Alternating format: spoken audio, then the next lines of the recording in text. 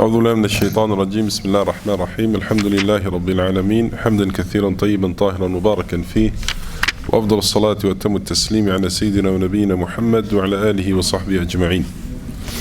All praise is due to Allah subhanahu wa ta'ala, peace and blessings be upon His beloved Prophet Muhammad sallallahu alayhi wasallam. We were speaking last Friday, with regards to the matters that invalidates one's wudu. Matters that invalidates one wudu. If anyone is blocking anyone in the car park, please remove your car for the brothers to leave, then you can return inshallah. We mentioned last week, or we began mentioning the matters that invalidate one's wudu. And we'll go over those that we mentioned last week quickly. So we mentioned that anything that comes out from the private parts, it nullifies the wudu. It nullifies the wudu, whether it's a small amount or a large amount. As well, that which nullifies the wudu, according to the Hanafi madhab, as we mentioned, is bleeding. If a person bleeds, whether it's from the nose or it's from the body or from a cut or something, that nullifies the wudu as well.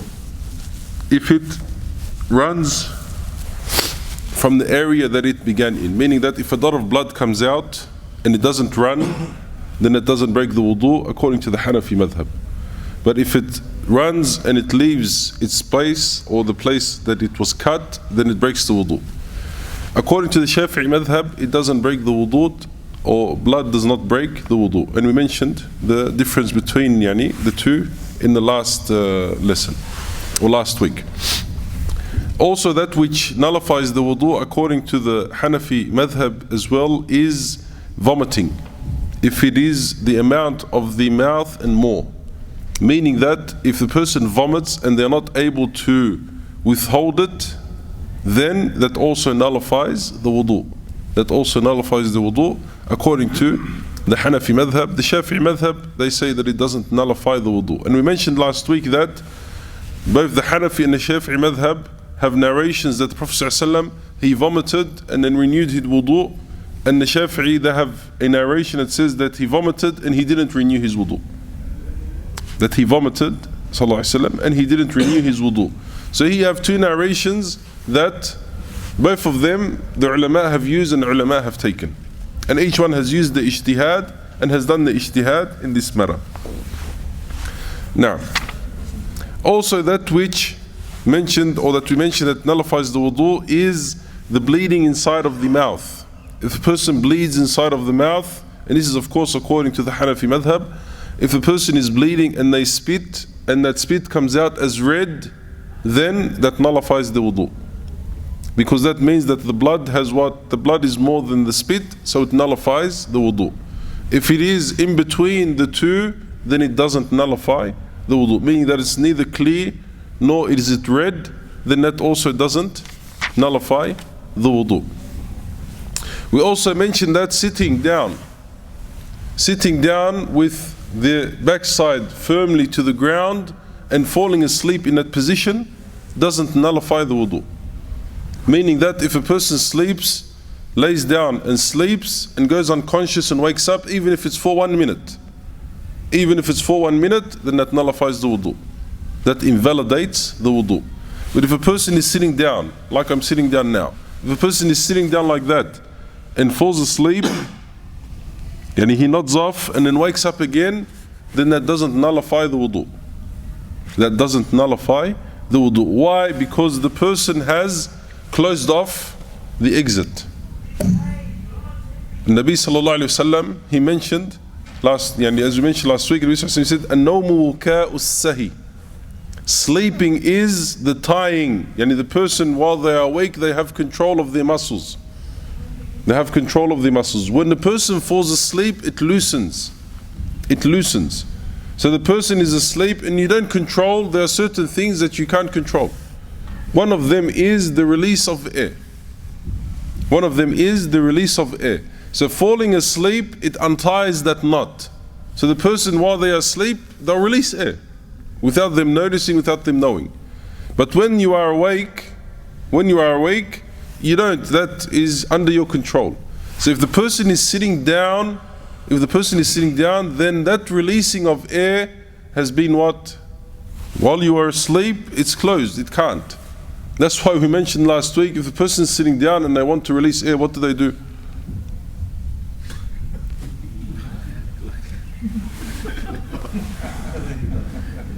You move. That's known. If the person's the idea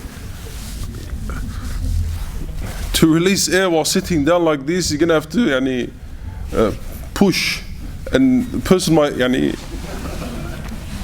according to how strong. So the person, if the person needs to release air while they're asleep, it's known that you have to move. You have to move. So if a person falls asleep like this, and the proof for that is the Sahaba radiallahu anhum, as mentioned one hadith that Nabi sallallahu alaihi wasallam, he was speaking, the salat, the iqamah for salat was done. And a man was speaking with the Prophet ﷺ till we couldn't hear them. And he spoke with him for so long that the Sahaba, they were sitting down and they nodded off as they were waiting. And then the iqamah was made again, and then they got up and they prayed without making wudu. And it would be said that and Nabi ﷺ, the Sahaba would come to salat for Maghrib, and they would sit down and they would wait for Isha. They would sit in the masjid and they would wait for Isha. So as they'll be waiting, as they'll be sitting, they would nod off. They would sit down and they would nod off. And then when the salat would be called for Isha, they would get up and they would pray. And they wouldn't renew their wudu. Why? Because they were sitting in that position. So laying down or sitting in a position in which you're not firmly grounded, your backside is not firmly grounded, and you fall asleep, then that loses the wudu, or the person loses wudu. We mentioned in prayer, if a person is praying, for instance, the person, we have people, kids sometimes they come for Fajr. They come for Fajr, they go down for sujood, they don't come up. They stay in sujood. They stay in sujood, they stay khalas. If the person stays in the position of sujood and falls asleep, it might happen, and it could happen. The person is in sujood and he falls asleep. The Imam decides to go long in his sujood. The Imam decides to go long in his sujood and the person falls asleep. As long as you are in the position of sujood, then you haven't lost your wudu. And as long as you are in that position, then you haven't lost your wudu. If you move, meaning that your sleep becomes so heavy that your body moves and it falls, and you lay down, then your wudu is gone. Then your wudu is gone. So sleeping, and the same, sleeping has that effect because you've lost unconscious and so forth. The same ruling as sleeping is falling unconscious, not from sleeping, falling unconscious, or drinking alcohol, becoming intoxicated. Also, the person loses their wudu. And these are things that, because the person does not know what they are doing in that position or in that status, and the person is intoxicated, he's not going to know, he's not going to remember, did I lose my wudu or did I not lose my wudu? So here we say that, okay, because of that situation, then you have to renew your wudu. You have to renew your wudu. Also the Ahnaf, the Hanafi madhab, mentioned that if a person laughs in salat, if a person laughs in salat, al-qahqaha, what is called in Arabic al-qahqaha. Al-qahqaha is when the person laughs and makes a noise, sound that the people around them can hear. Al-dhahik is when you laugh to yourself. Is when you laugh to yourself. At-tabassum is smiling. At-tabassum is smiling. If the person smiles in their salat, the salat is not what? The salat is not invalidated. If a person smiles. If a person laughs, or dhahik, what we call a dhahik, meaning that they laugh to themselves, meaning that the people next to him didn't hear him or don't see him, but he's laughing to himself, then that invalidates the prayer. That invalidates the prayer. If a person is standing there and something happens and he starts laughing to himself, that invalidates the prayer. And that's it doesn't invalidate the prayer because of certain actions that they've done, but you're standing in salat and you've laughed to yourself, then your prayer is invalid. your prayer is invalid. If a person laughs out loud, if a person laughs out loud, then that doesn't only invalidate the prayer, it also in the Hanafi madhab invalidates the wudu.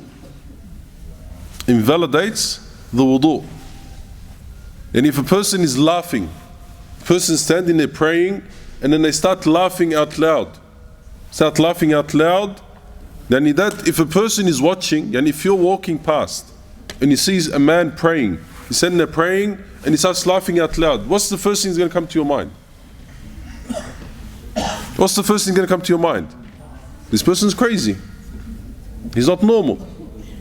To be standing there and laughing in salat, this person is not normal. It's not a position for the person to be laughing.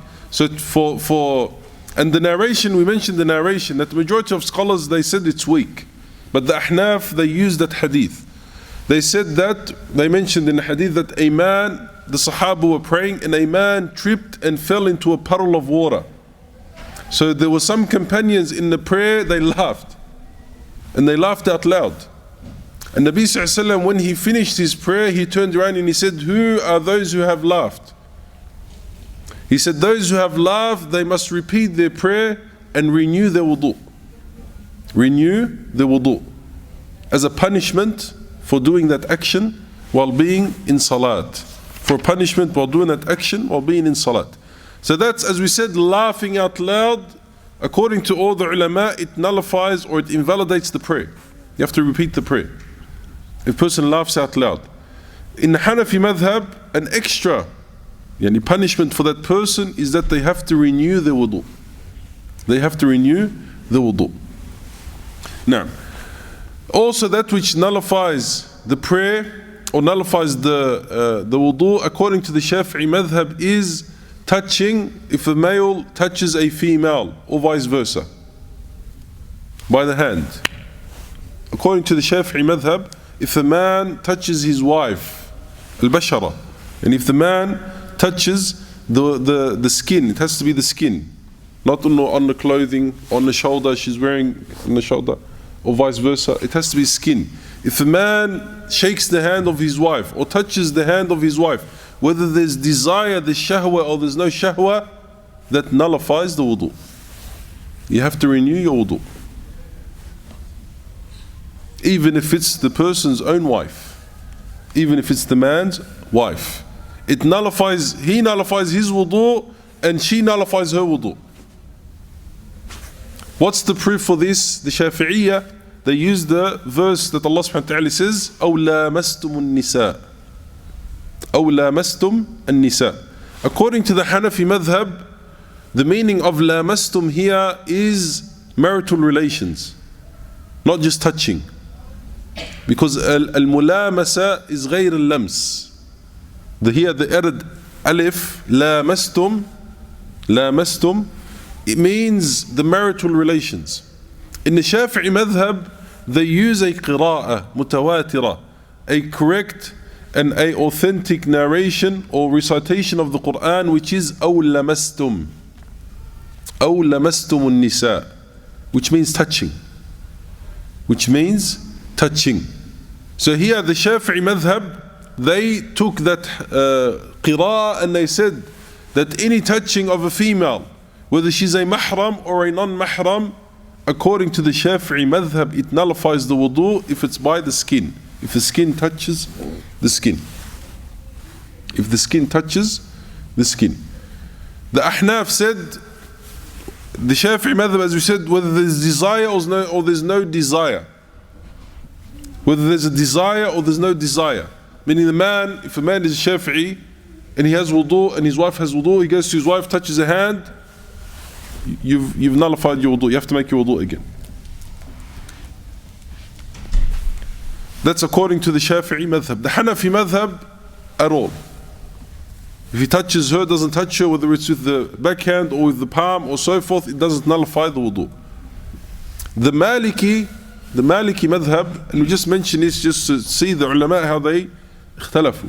The Maliki madhab, they say, إذا كانت الملامسة بشهوة, if there's desire from behind it. What do you mean if there's desire? Meaning if the man has approached his wife, and there is a desire there, there's a shahwa, and he has touched her, then it nullifies the wudu. And the same, close to them are the Hanabila. The Hanbali madhab, the madhab of Imam Ahmad ibn Hanbal. So these, with regards to that, the Hanafi Shafi'i madhab, they are sort of the two opposites. Hanafi doesn't matter at all if he touches the wife or any female, whether mahram or non-mahram, it doesn't nullify the wudu. The Shafi'i, the other side, if the person touches even any female, whether she's his wife or not, and vice versa is the same, whether it's the wife or not, or mahram or non-mahram, if he touches the skin, then it nullifies the wudu. Whether there's desire or there's no desire. Whether there's desire or there's no desire. Now, that's with regards to touching the female, or the female touching the male or the skin. Now, What about the same. The same. Any female that the person he touches. But the daughters here, of course, if the daughter is above the age of puberty. Because here the verse is general. أَوْ لَامَسْتُمُ النِّسَاء. So if the female is a female, whether she's a mahram or a non-mahram, even your mother, even your own mother, according to the Shafi'i madhab, even if it's your own mother, your own daughter, if she's reached the age of puberty, then as well she falls under that category. Because here the Shafi'iyya, to understand the Shafi'i madhab is that the Shafi'iyya did not associate the ruling with shahwa, did not associate the ruling with desire. They said it's got nothing to do with desire. It's just a ruling that is related between the man touching a female. For if a man touches a female, no matter who she is, then it nullifies the wudu. They didn't associate it with shahwa. That's where the Maliki madhab said comes in the middle. The Maliki madhab said if the person touches but with a shahwa, meaning if a man shakes the hand of his mother or kisses the forehead of his mother and so forth, then that of course, according to the Maliki madhab, is not going to nullify the wudu. Or his daughter or his qadha. The only place or the only position that there would be a problem or that it could nullify the wudu is with non-mahram females, yani stranger women, whether they're cousins or not cousins or kada, there's always going to be a greater possibility of what desire there, of touching. And with the wife. The person doesn't walk around in the household and kada shaking his wife's hand for no reason. Doesn't go around doing. Now, also that which there's a difference of opinion whether it nullifies the wudu or not is touching of the private part. Touching of the private part min ghayri ha'il, without there being any barrier between. Whether it's both of the private parts. According to the Shafi'i madhab, touching of the private part nullifies the wudu. If a person touches his private part, it nullifies the wudu without a barrier, as we said. Without there being anything or a barrier between the hand and the private part. If a person touches, it nullifies the wudu. If a person touches, it nullifies the wudu. The Ahnaf, on the other hand, said it doesn't. The Ahnaf, on the other hand, said that it doesn't. Here the Shafi'iyya, they use the hadith that is narrated by Abu Hurairah that the Prophet ﷺ said, "Man afdha biyadihi ila dhakarihi laysa dunahu sitrun faqad wajaba alayhi al-wudu." Whoever puts their hand and touches their private part with there being no barrier between them, then he has obligated upon himself wudu.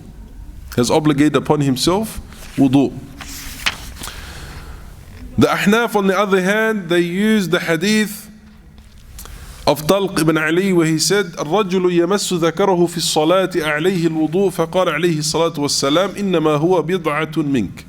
Is the person have to renew the wudu if he touches his private part during salat, meaning that he touches his private part, so Nabi sallallahu alayhi wa sallam said, no, إِنَّمَا هُوَ بِضْعَةٌ مِنْكَ. No, it is only but a part of your body. It's part of you, and it's part of your body, so touching it doesn't nullify the wudu. So each madhab, each opinion has its what? Each opinion has its proof, and each opinion has its istidlal, that it has used to do so. Here with these matters, when it comes to these matters, the person has to follow a certain opinion and not jump around from opinion to opinion. The person takes opinion that he follows, whether you follow a madhab, you follow that madhab, or you take an opinion and you stay on that opinion. And you stay on that opinion. Not jumping around from time to time, using this opinion at this time, then this opinion at that time, and this is what the ulama call at-talfiq. At-talfiq, when the person just mixes between all the different opinions of the ulama, and just takes that which they, not because they find that it is stronger when it comes to evidence, but they take it because they find that it is easier for them. That it's easier for them. That's why even when a person's in a madhab, follows a madhab, the person, for instance, is a Hanafi. Person is a Hanafi, and he follows or he reads the opinion of the Shafi'iyya when it comes to touching a female, or when it comes to touching of the private part, that it nullifies the wudu. And he looks upon the evidences, studies them, reads them, and tries to see which of them is stronger, and then he reaches the verdict within himself that this opinion is stronger, then he follows that opinion, even if it is outside of his what? Madhab. But that's after studying. That's after studying. Not just going onto the internet, searching Google, reading it once, and that's it. This madhab is stronger. I do tarjih on this madhab. I give preference upon this madhab. No, that's not sufficient enough. That's not sufficient enough. You have to study the opinion, study the adillah, study the proofs. You bring the Hanafi madhab, okay, what's their proofs? What have the ulama refuted them? You bring the Shafi'i opinion, what's their proofs?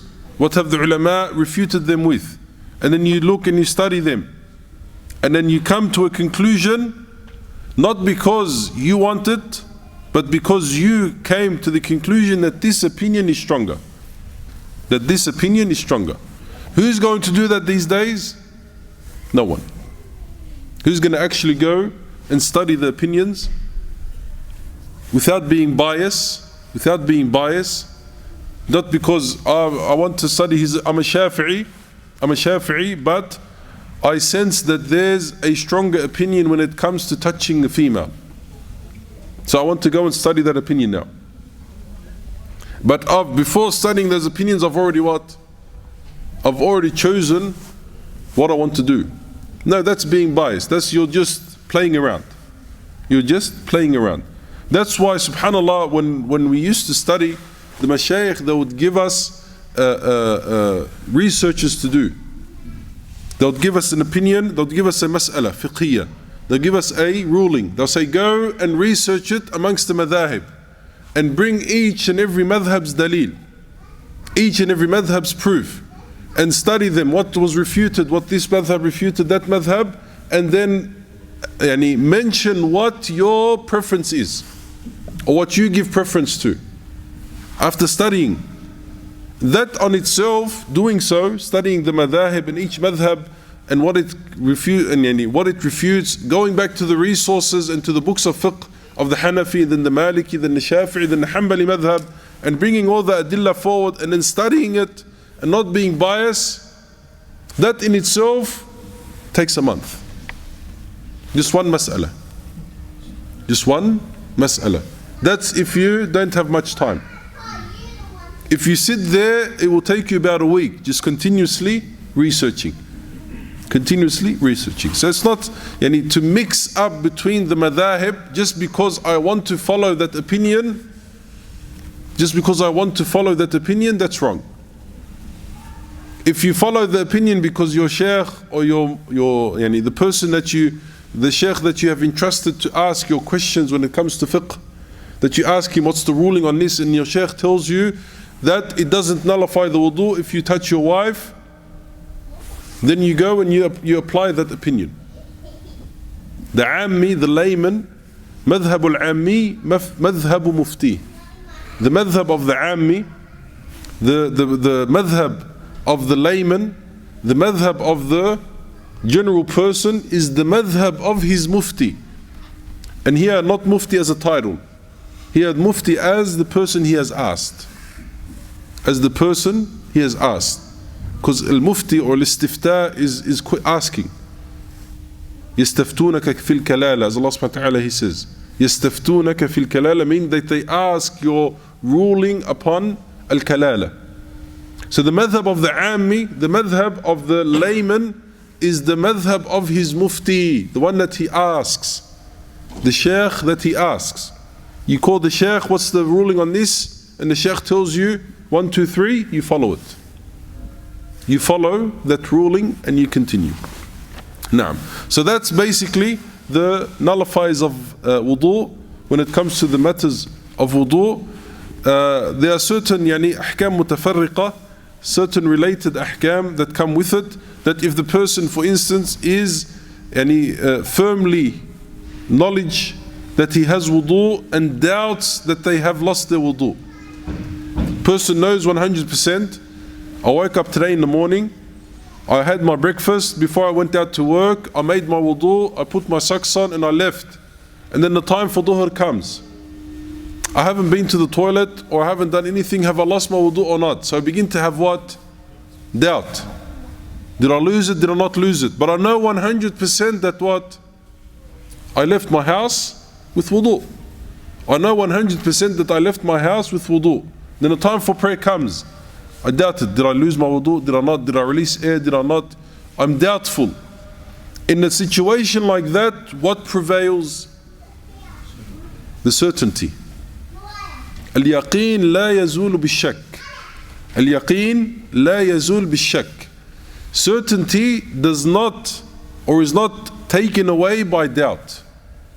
Certainty is not taken away by doubt. And Nabi sallallahu alayhi wasallam, it was narrated that it was complained to him by a man that he begins to think that he finds something in his prayer, meaning that he's released air or that he's lost his wudu in air. فقال النبي صلى الله عليه وسلم لا ينصرف حتى يسمع صوتا أو يجد ريحا.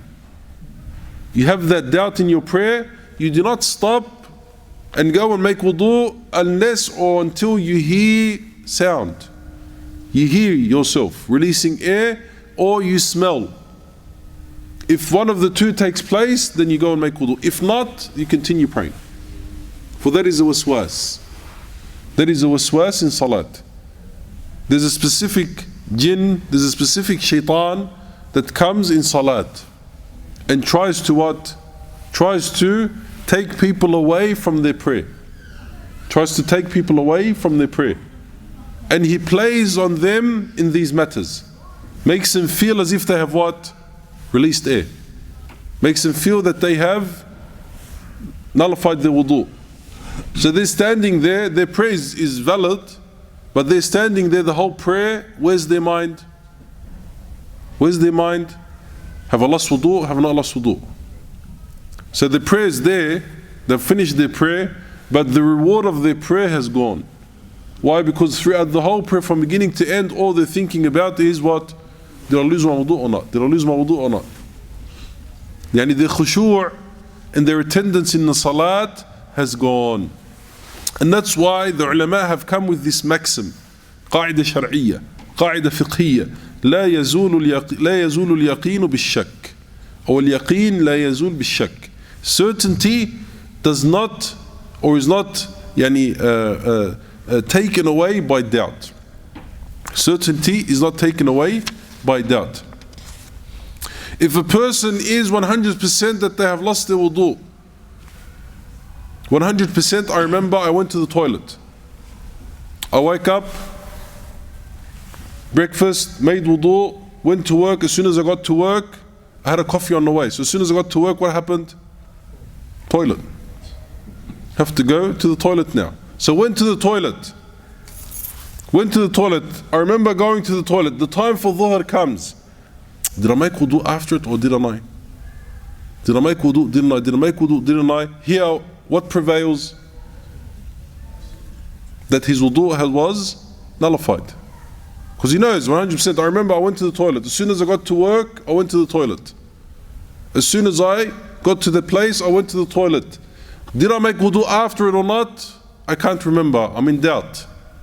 I don't remember. I'm in doubt if I did or if I renewed my wudu or not, but I'm certain that I lost my wudu.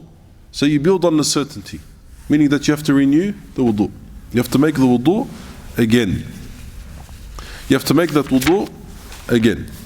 Now, one of the also matters of ikhtilaf between the ulama with regards to nullifying the wudu is akl lahm al-jazur, eating camel meat. Eating camel meat. As soon as they started making camel burgers a couple of years ago, this surfaced now. This ruling, it's surfaced. You have to renew wudu. Go renew. Did you eat camel burger tonight? Did you eat camel meat? Go renew your wudu. Now, all of these things, eating camel meat, eating that which was cooked by fire, slaughtering an animal, holding a janazah, looking at the private part of a stranger with desire, all of this does not nullify the wudu in the Hanafi madhab. Eating camel meat. Eating camel meat. Eating that which was cooked by fire. Jabir ibn Abdullah, he says, كانوا آخر عهد رسول الله صلى الله عليه وسلم عدم الوضوء مما مسته النار. The last ruling of the Prophet ﷺ, when it came to eating or making wudu from that which was cooked by fire, was that it doesn't nullify the wudu. Meaning that in the beginning, it did. Slaughtering an animal. Slaughtering an animal. You'll be surprised, a lot of people think that it does. A lot of people, they'll ask, Sheikh, does slaughtering a sheep, do I have to renew my wudu? Do I have to renew my wudu? So slaughtering an animal also doesn't nullify the wudu. Hamlul mayyit, holding a janazah. Holding a janazah also doesn't nullify the wudu.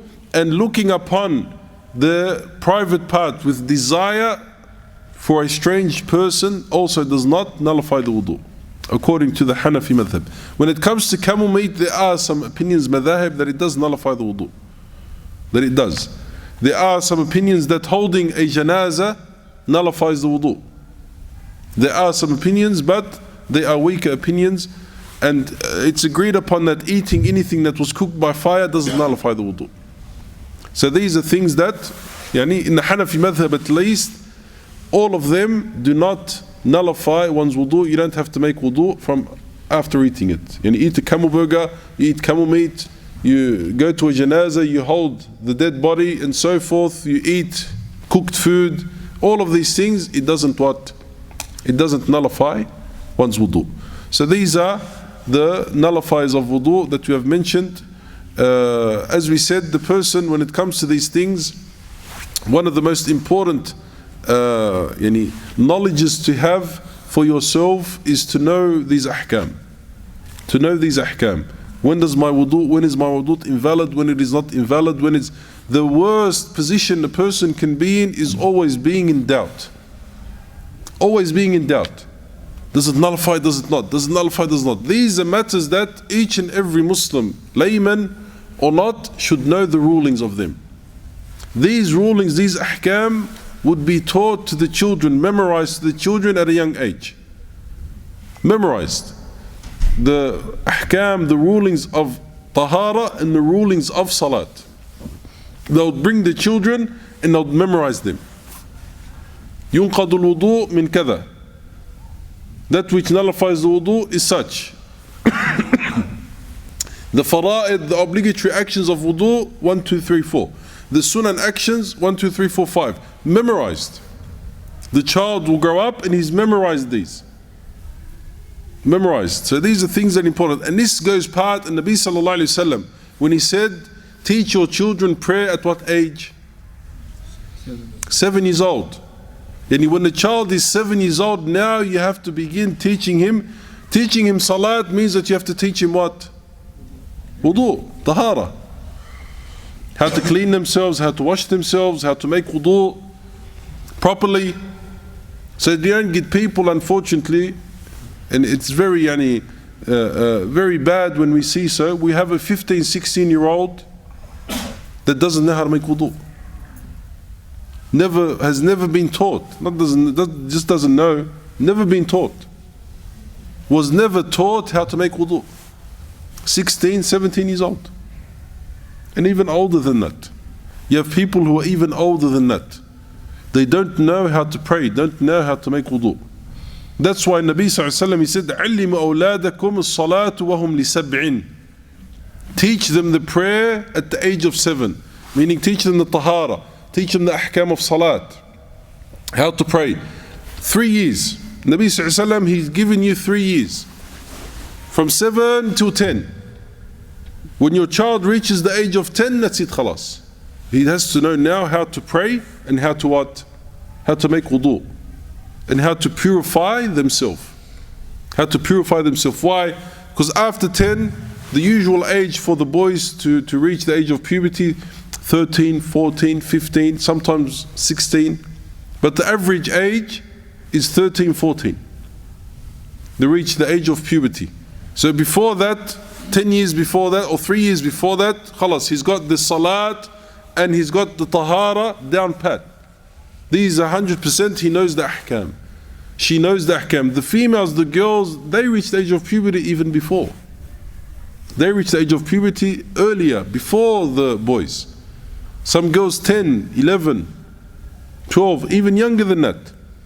So here the girls, and a lot of people, they say, the girls, they're too young, they've reached the age of puberty. Reaching the age of puberty means reaching the age of accountability, of taklif. Khalas, that's it. You're mukallaf now. You're held accountable. They're still young. They're still young because you made them think that they're young. They're still young because you have taught them that they are still young. When it comes to what? The deen. Everything else, mashallah, they're old enough. Everything else, they're old enough. When it comes to the deen, they're still young. No, you teach them at a young age. And when you teach them at a young age, the Arab, they have a saying, التعليم في الصغر كالنقش في الحجر. Teaching at a young age is like what? Engraving in a stone. That's it, khalas, it stays with them. It stays with them at that young age.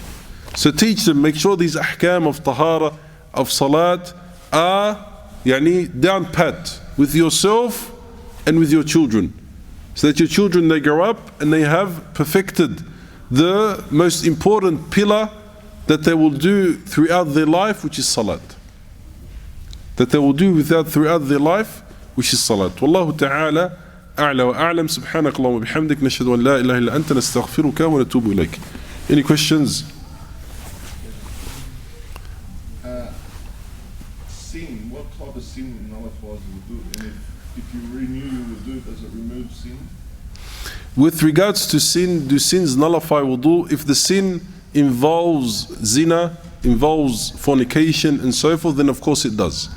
But if the sin is a sin of transgression, swearing or stealing money, or any sin that doesn't involve fornication, then it doesn't nullify wudu. But it is mustahab, the ulama, they say, that it is preferable for them to make wudu after the sin is committed. Because the wudu wipes away the sin.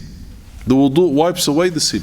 The Nabi sallallahu alayhi wa sallam, he said, making wudu, when you make wudu, the water drips, the sins drip out from the body with the drips of water. That's why Nabi sallallahu alayhi wa sallam didn't used to use a towel. Because every drip that drips from the body, after that water has been used, that's sins that are dripping. Now. Shakina, I said sitting down and sleeping. Does that include sitting down on the couch? Sitting down on the couch, you have to see here if the backside is firmly grounded, is firmly grounded. If you're sleeping on the couch, and here the ulama we mentioned last week, that if the person is sleepy, sitting down, and they're leaning on something, the ulama they say that if I'm leaning on this wall, if this wall was to be removed, and I would fall down, then that means that that sitting has nullified my wudu. Because when you're leaning, if I'm sitting down like this, I'm on the wall but I'm sitting down like this, I'm not leaning on the wall. But if I'm leaning on the wall, then that nullifies the wudu. Wallahu a'lam. Brother, tfadl. This is a pretty confusing topic because you're talking about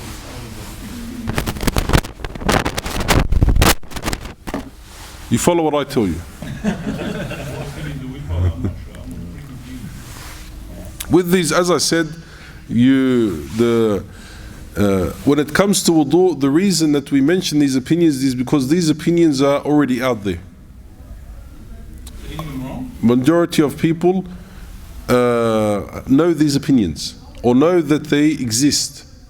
Yani when it comes to touching the female and so forth, yani there are certain rulings out there that even the laymen, some of them or a large number of them, yani know the adilla from top to bottom.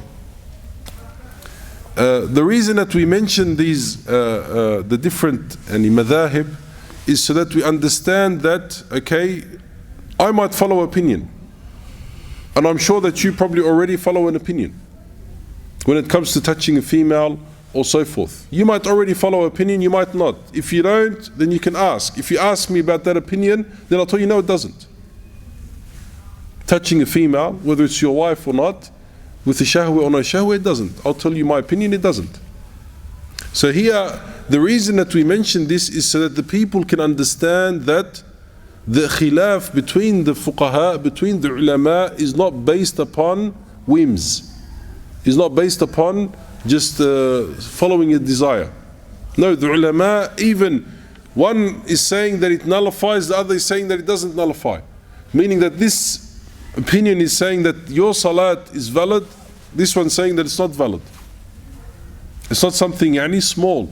But the reason we mention it is to understand that these ulama have based their opinions upon proofs, upon dalil, not from following their own desire, not from following, is there one correct, there is one wrong? Of course there's one correct and there's one wrong.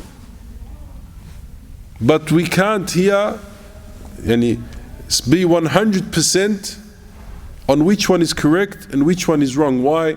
Because the proofs that they have differed on are non-conclusive. They're not 100%. That this 100% is kada. As we mentioned last week, we gave an example. I'm making you even more lost maybe. I gave last week an example when Allah subhanahu wa ta'ala, He says that the female that has her waiting period. How long is her waiting period? 3 menstrual cycles. Female, if she's divorced by her husband, her waiting period is 3 menstrual cycles. We have to correct the concept of 3 months. It's not 3 months.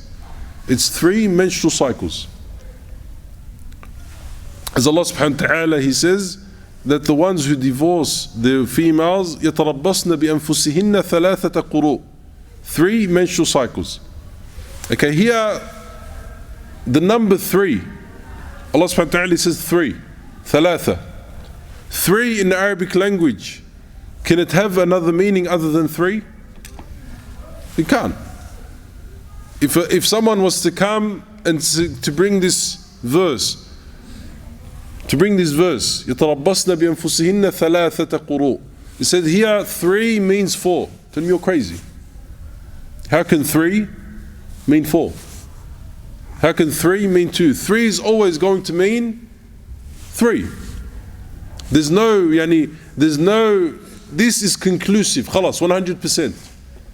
100%. But other things here, you have a narration that says that the Nabi sallallahu alaihi wasallam, he vomited and he made wudu, and you have another narration that says he vomited and didn't make a wudu. But we have these narrations are both there. These narrations are over there. So now it comes down to the ulama and what? And processing these narrations and doing what we call ijtihad. That's why when you study fiqh, you realize that it's not an easy job. It's not just a matter of clicking and choosing. No, it's studying, going through them, going through the narrations, going through the different opinions. And it's not an easy job. And we mention these opinions, as I said, just so we can understand that there is khilaf between the ulama. So if someone comes and tells you, no, you have to make wudu because you touched your wife or you touched the female. You say, no, I follow the opinion that says it doesn't. You can't force me to what? To follow the other opinion.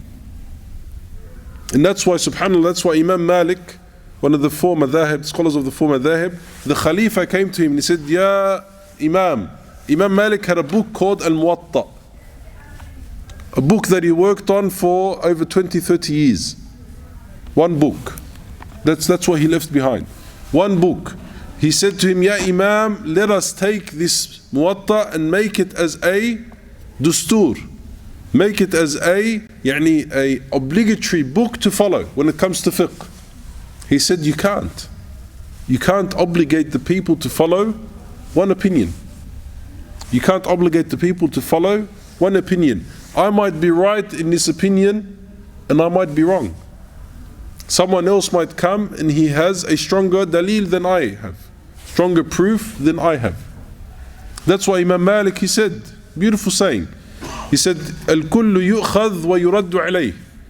Everyone, no matter who they are, you can take and you can not take from them illa sahibu hadha al-qabr, except the dweller of this grave. And he pointed to the grave of the Prophet sallallahu alaihi wasallam. Everyone except from the Prophet sallallahu alaihi wasallam. So that's why, subhanallah, and this is another very important topic. That's why the person, the Muslim, the layman, you consider yourself as a layman, there's nothing wrong with that. You consider yourself as a ammi, there's nothing wrong with that. You don't have to be a scholar. But you consider yourself as a layman, then when it comes to these issues of fiqh, you have to have a mufti. And here I'm not talking about the title mufti. Here I'm talking about someone that you ask. Someone that you go to and you ask them. You go to the masjid, you pray, the shaykh is there, you trust that shaykh with his ilm, with his fiqh, you trust that he knows what he's talking about. You go to him and you say, Shaykh, what's the ruling of 1, 2, 3? He tells you, this is the ruling, Assalamu alaikum, you go home. The layman has got it easy. Wallahi, the layman has got it easy. Just go and ask the shaykh, the person of knowledge, and the person of knowledge, not the person who thinks or says that he has knowledge. No, the person of knowledge. You go, you ask them, and you say, what's the ruling? The shaykh tells you, this is the ruling, and you go home, that's it. You just go to sleep, and your mind is what? Content. Your mind is content. And that's the reality of things. Today, the problem today is that the majority of laymen don't have mashayikh, or don't have someone that they go to ask. Their mashayikh are their what? Their own desires, or their own what they want to follow, or they are too shy, or they don't want to ask, or they don't want to gather. No, go ask. Wallahu ta'ala a'la wa a'lam. Any other questions? Tafadhal. Just about releasing the gases. You said in prayers, if no smell or no sound, you still have your... Yeah. What if you were at the masjid, not praying, but just say Salat Jummah or something? Is it the same ruling or is it different? It's here, the hadith that we mentioned in Salat.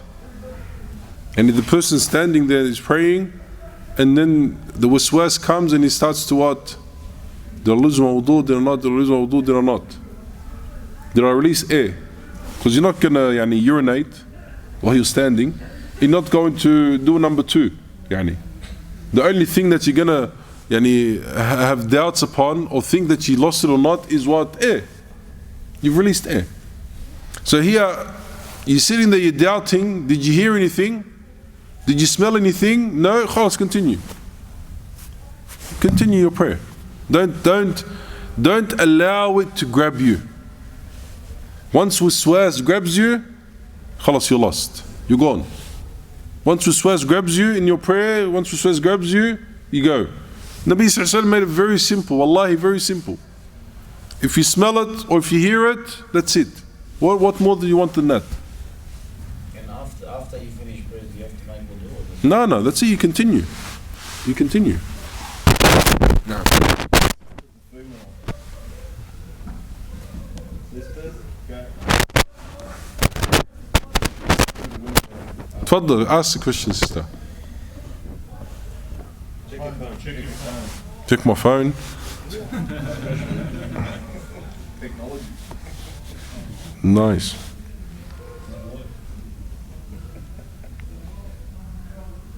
Do you have to make wudu after you've washed the deceased? No, you do not. After you've washed the deceased? No, you do not. As well, that's a matter of ikhtilaf. Don't want to go into the khilaf of that, but after washing the deceased, you don't have to make wudu. Bidni ta'ala. No. In Hajj time, it's very difficult for people to be of the opinion of that. You make wudu, running up and down, make wudu, you can't pray naturally. If you're doing tawaf, you have to be in wudu while doing tawaf. While doing tawaf in Hajj, Yes. or even in the matters of Hajj itself, then it is doable. Why? Because first and foremost, all the women that are there, they are covered. So we said that it has to be without a what? Some of them are not. Without a barrier. If some of them are not covered, then they shouldn't be there to begin with. Yeah. So if you're walking around, you might, if you touch Yeah, accidentally. hands, then yeah. That's why in Hajj, subhanallah, in Hajj, and Nabi sallallahu alayhi wasallam never facilitated rulings as much as he did during Hajj. As much as he did during Hajj. They would come to the Prophet sallallahu alayhi wasallam, we did this, Ya Rasulullah. And I feel sorry for the ones who take Hajjaj. The ones who take Hajjaj. They asked 1,000,001 questions.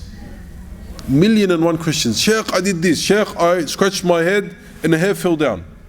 Do I have to do this? Sheikh, I did. Sheikh, 1,000,001 questions. And Nabi Sallallahu Alaihi Wasallam, when he did Hajj with the Sahaba, the same thing. Ya Rasulullah, we did this. What do I have to do? The Nabi Sallallahu Alaihi Wasallam, you tell him leave. You tell him go. He facilitated so much in Hajj. Facilitates. Subhanallah, not knowing that we'll come today, and at their times there wasn't the number wasn't as large or close to being as large as it is today. Today you go to Hajj, you got millions of people there, literally millions, all in one place. Subhanallah. As Allah subhanahu wa ta'ala, when he told Ibrahim alayhi salam, he told Ibrahim, وَأَذِّن فِي النَّاسِ بِالْحَجِّ. أَذِّن فِي النَّاسِ, and Ibrahim's looking around. There's no one here. There's no one around. Allah subhanahu wa ta'ala says, call the people that the people will come walking, riding in groups, they'll come. And look at it today, subhanallah. Look at it today. In Hajj, the person, yallah, facilitates. But here it's in a certain place and a certain time that the person is able to facilitate. Meaning that if a person is in a tight position, the person's out there in a very difficult place, is not able to make wudu or not able to do kada, then in that position they can take the rukhsah. Because they are in need. They take that opinion. But doesn't make it a habit. Then it becomes, the person takes it out of what? Laziness. I'm lazy, I don't want to do this, I don't want to do that. It becomes out of laziness. So no, the person has to just confine themselves to an opinion, confine yourself, get yourself used to one thing, subhanAllah, get yourself used to asking the Shaykh. Get yourself used to requesting or seeking guidance from the Shaykh, asking him. This is Allah subhanahu wa ta'ala says, فَاسْأَلُوا أَهْلَ الذِّكْرِ إِن كُنْتُمْ لَا تَعْلَمُونَ. Seek the knowledge. Ask the people of knowledge if you don't know. If you don't know, go ask the people of knowledge.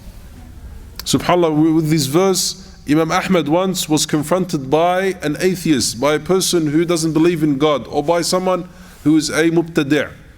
And he says to him, do you claim that you have the answer to everything in your Qur'an? He says, yes. Imam Ahmad, he says, yes. He says, if you can prove to me, I'll ask you one question. If you can prove this question, then I'll leave what I believe in and I'll follow the Qur'an. He says, go for it. He says, I'll ask you one question. You say, you know everything.